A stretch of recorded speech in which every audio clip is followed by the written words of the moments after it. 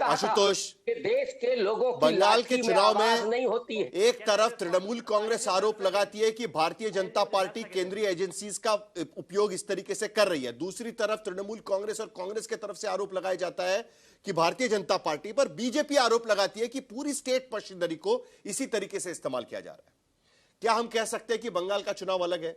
चुनाव आयोग ने जिस तरीके से जो नियमावली बनाई है, जो अलग अलग पैरामीटर्स डाले हुए हैं, नियम बनाए हुए हैं, वो पहली बार मैं देख रहा हूं। क्या इसकी जरूरत थी? नहीं, बट साहिल, पश्चिम बंगाल के चुनाव एक ऐसे वक्त पर हो रहे हैं जबकि एसआईआर भी पूरा नहीं है। इसका मतलब आपकी जो वोटर लिस्ट बनी है वो वोटर लिस्ट भी कंप्लीट नहीं है। तो जब आपकी वोटर लिस्ट कंप्लीट नहीं तो आप चुनाव क्यों करा रहे हैं? और आपको जब मन करता था, पहले चुनाव आयोग जो है वो अपने नियम बदल देता है। ये बात मैं नहीं कह रहा हूं, ये बात सुप्रीम कोर्ट ने टिप्पणी की है। सुप्रीम कोर्ट ने सुप्रीम साफ कोर्ट तौर उसको पे रोक कहा, भी नहीं रहा है ना आशुतोष, नहीं, वो रोक भी नहीं रहा है। सुप्रीम कोर्ट ने पहले कहा कि जो वोटर लिस्ट हुई है उसी पर होगा, जिनका वोटर में नाम नहीं है वो नहीं होगा। फिर अचानक बदल गए और कहा कि आप दोबारा सप्लीमेंट्री लिस्ट निकालिएगा। 136 लोगों की सप्लीमेंट्री लिस्ट निकाली गई है कल के लिए। सुप्रीम कोर्ट ने तो रोका नहीं है ना चुनाव आयोग को चुनाव लेने से। ये अगर लोकतंत्र की, डेमोक्रेसी की मौकरी नहीं है तो क्या है? हमारा संविधान ये कहता है, ज्यूरिस्प्रूडेंस ये कहता है कि एक भी निर्दोष आदमी विक्टिमाइज नहीं होना चाहिए, भले ही 10 अपराधी छूट जाए। और यहां पर एक भी वोटर नहीं छूटना चाहिए। सुप्रीम कोर्ट ने खुद टिप्पणी की है 10 तारीख को कि आपने 2002 का नियम बनाया कि उस 2002 के वोटर लिस्ट में अगर किसी का नाम है तो उसको किसी तरीके के डॉक्यूमेंट देने की जरूरत नहीं है। यह सुप्रीम कोर्ट के जस्टिस जयमाला बागची साफ तौर पर कह रहे हैं, और आपने अपने ही नियम में इंप्रोवाइज कर दिया। तो सवाल इस बात को लेकर यह कि ये जो 27 लाख वोटर हैं, जिसके बारे में सुप्रीम कोर्ट ने यहां तक कंसेशन दिया कि आप 21 तारीख तक भी अगर आप अपडेट कर देते हैं तो ठीक है। वहां तो जो ट्राइब्यूनल है वही नहीं बन पाया, कितने लोगों को करेगा? तो मुझे यह बता दीजिए कि नहीं तो दोषी कौन है? दोषी कौन है आशुतोष? दोषी कौन है? मैं अपनी बात कंप्लीट करूं। मैं तो ये कह रहा हूं कि जो ये लोकतंत्र के का मजाक बनाने की जो बात की जा रही है, अगर ये मजाक नहीं है तो फिर क्या चीज है? कि जब वोटर लिस्ट कंप्लीट नहीं है, 27 लाख वोटरों के नाम आपने डाउटफुल कैटेगरी में डाल दिए हैं, और पूर्व मुख्य चुनाव आयुक्त तो ओपी रावत ने साफ तौर पे कहा है कि अगर किसी कॉन्स्टिट्यूएंसी में मान लीजिए कि 7,000 से कैंडिडेट जीता है और वहां वोटर लिस्ट में से जो नाम डिलीट किए वो 10 लाख के आसपास है, जो अभी कंसिडरेशन में है, तो फिर वहां पर क्या होगा? यह बात तो सुप्रीम कोर्ट ने कहा ना, अगर वैसी स्थिति होगी तो हम सोचेंगे। तब सुप्रीम कोर्ट की सुनवाई की वक्त में सोचेंगे तब कब? कहा उन्होंने कि जब होगा तब सोचेंगे कब? सुप्रीम कोर्ट के गो हेड से चुनाव हो रहा है, ये सारा चीज। जब लोकतंत्र की हत्या हो जाएगी तब सोचेंगे। मैं तो ये सवाल कर रहा हूं। बोल रहा है सुप्रीम कोर्ट। मैं ये सवाल पूछ रहा हूं भाई कि जब वोटर लिस्ट कंप्लीट नहीं है, 27 लाख वोटर को डाउटफुल लिस्ट में डाल दिया गया है, तो अगर ये लोकतंत्र का मजाक नहीं तो क्या मजाक है? मेरी समझ नहीं आ रही। गौतम लाहिरी, मेनी फर्स्ट, बहुत चीजें ऐसी है बंगाल के चुनाव में जो पहली बार हो रही है। लॉजिकल डिस्क्रिपेंसी पहली बार, चुनाव होने के एक दिन पहले तक वोटर लिस्ट का अपडेशन पहली बार, चुनाव से पहले जिस तरीके के नियम बनाए गए हैं वो पहली बार।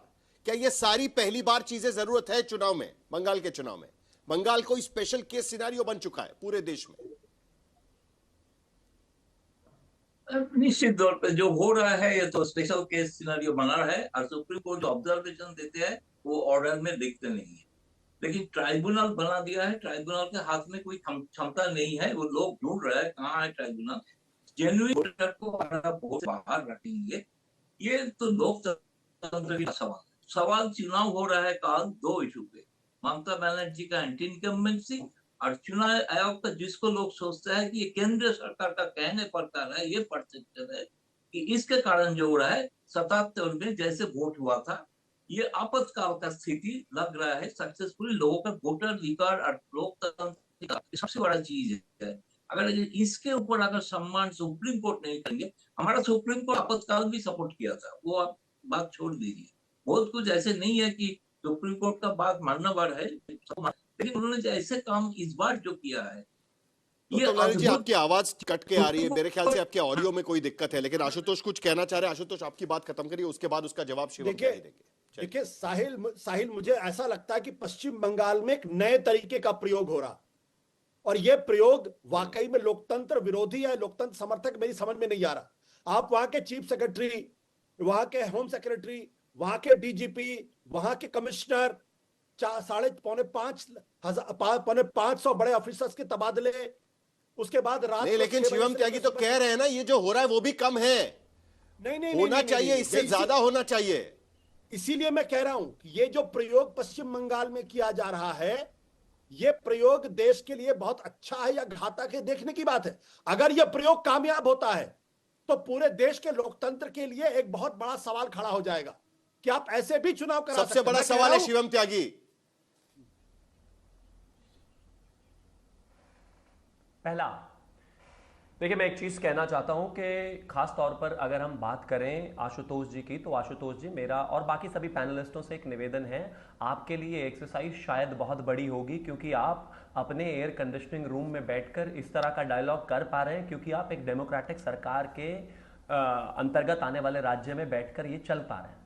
वरना तो अगर आपने बंगाल में होकर इस तरह की बातें करके भारतीय जनता पार्टी का झंडा लगा दिया होता या वोट डाल दिया होता तो परिवार में से कोई एक व्यक्ति चला गया होता, तब आपको समझ में आता इसका वैल्यू क्या है। मैं फिर से वही कह रहा हूं, 60 लोग मरे 21 में, 19 में मरे अप्रोक्सीमेटली 15 लोग, उससे पहले 16-17 में 12 लोग। इनके परिवार वालों को और जो परिवार के 50,000 लोग माइग्रेट कर गए उनके लिए कोई जवाब है या मुंह में दही जम गई है? मैं पूछ रहा हूं, जिस दिन आपको किसी को वोट देने के लिए घर से निकालकर पीटा जाएगा तभी बंगाल की बात समझ में आएगी क्या?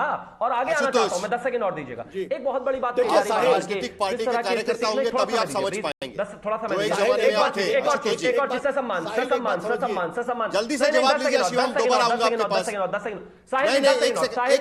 सुन लेते हैं ना, आपने कहा कि इसी में बैठ के बोल रहे हैं, एक बार जवाब सुन लेते हैं ना प्लीज। आशुतोष जल्दी से, फिर शिवम त्यागी। देखिए ये खुले आम लोकतंत्र का गला घोटने की कोशिश है और इसको जस्टिफाई करने की कोशिश की जा रही है। बंगाल को बदनाम करने का प्रयास नहीं किया जाना चाहिए। जवाब दे दूं, बंगाल विवेकानंद की धरती है, बंगाल महर्षि अरविंदो की धरती है, बंगाल रविन्द्रनाथ टैगोर की धरती है, बंकिम चंद्र की धरती है। राजनीति करते करते कहीं राज्य बदनाम ना हो जाए। बंगाल का अपमान है। 30 सेकंड है, 30 सेकंड है आखिरी। Thank you. राज्य बिल्कुल बदनाम नहीं हो सकता। 10 सेकंड। राज्य बंगाल की रिजेंबलेंस गुंडों से नहीं है, रविंद्रनाथ टैगोर से, ईश्वरचंद विद्यासागर से। बंगाल में चार गुंडे अगर कोई गलत काम कर रहे हैं उनको बंगालियों से मत जोड़िए भाई। बंगाल को किसी बदनाम मत करिए, बंगाल को बदनाम मत करिए। बंगाली अलग है और बंगाल को बदनाम मत करिए। ये सारी चीज ये बिल्कुल नहीं कर रहे हैं। बहुत बंगाल को बदनाम करना बंद करिए। को अलग रखिए, आप कर रहे हैं बदनाम, आप कर रहे हैं बदनाम, आप कर रहे हैं बदनाम। और यही लड़ाई है बंगाल के भीतर आज की स्थिति में। और इसी के बीच कल पहले चरण के चुनाव में वोट डाले जाएंगे बंगाल के भीतर। 152 सीटों पर कल वोटिंग होगी। क्या इस बार इतने सारे नियमों के बाद, चुनाव आयोग के कदम उठाने के बाद, नए नियम बनाने के बाद क्या वायलेंस होता है, उस पर भी नजर बनाए रखेंगे। और वो 26,95,230 वोटर्स का क्या होता है, उस पर भी नजर बनाए रखेंगे। क्योंकि सिर्फ 136 वोटर्स को फिलहाल इजाजत मिल चुकी है क्योंकि उनकी ही सुनवाई हो पाई। अलग है बंगाल का चुनाव।